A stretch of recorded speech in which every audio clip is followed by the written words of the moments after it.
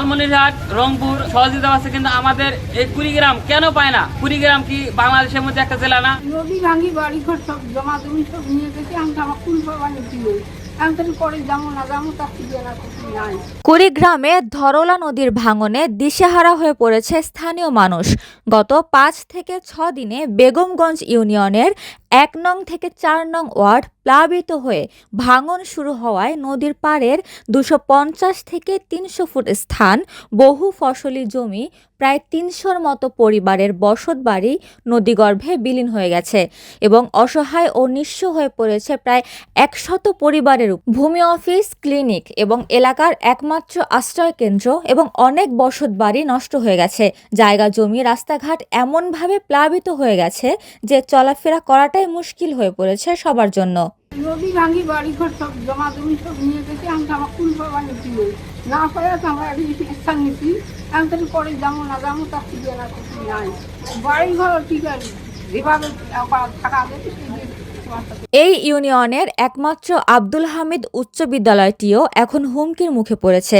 এলাকাবাসী জানান, অনেক চেষ্টার পরে ইউএনও এলাকা পরিদর্শনে এখানে আসেন এবং তিনি ভাঙন রোধে ৬,০০০ বস্তা বালু ভর্তি জিও ব্যাগ দেবেন বলে আশ্বস্ত করেন, কিন্তু তাদের প্রয়োজন প্রায় ৫০,০০০ বস্তা। এই পরিমাণ বস্তা পেলে তাদের একমাত্র স্কুলটি এবং এলাকাটিও রক্ষা পায়। পাশাপাশি আমাদের ইউনিয়নের মধ্যে একটি মাত্র হাই স্কুল, এটি হুমকির মুখে। আমরা অনেক চেষ্টার পরে আজকে মাত্র ইউনো স্যার আমাদের এখানে আসছিল।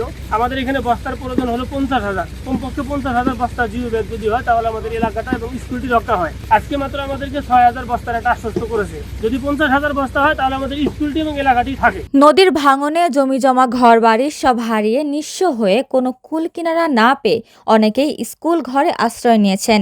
তারা বলছেন, বন্যায় সব ভেঙে গেছে, যাওয়ার কোনো জায়গা নেই বলে স্কুল ঘরে আশ্রয় নিয়েছি। এখন চাই বাড়ি ঘর আবার আগের মতো ঠিক করে নিজের ঘরেই উঠতে। আমার বাড়ি ভাঙা গেছে, নদীর খুব দুর্গতি। আমরা বন্যা আশ্রয় নিচ্ছি, সেখানেও ভাঙা গেছে। স্কুলে উঠছি, স্কুলেও ভাঙা যায়। কোনখানে আশ্রয় নেবো? আমার তো অনেক বিপদ।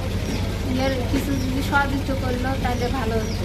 এদিকে ত্রাণ এবং সাহায্য সহযোগিতা ঠিকমতো না পাওয়ায় এলাকাবাসীর ক্ষোভ ঝরে পড়েছে।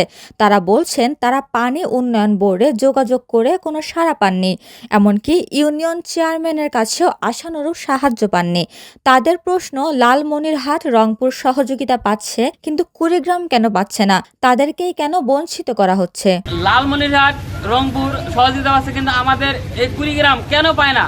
কুড়িগ্রাম কি বাংলাদেশের মধ্যে একটা জেলা না, নাকি এই জেলা বাংলাদেশের বাইরে?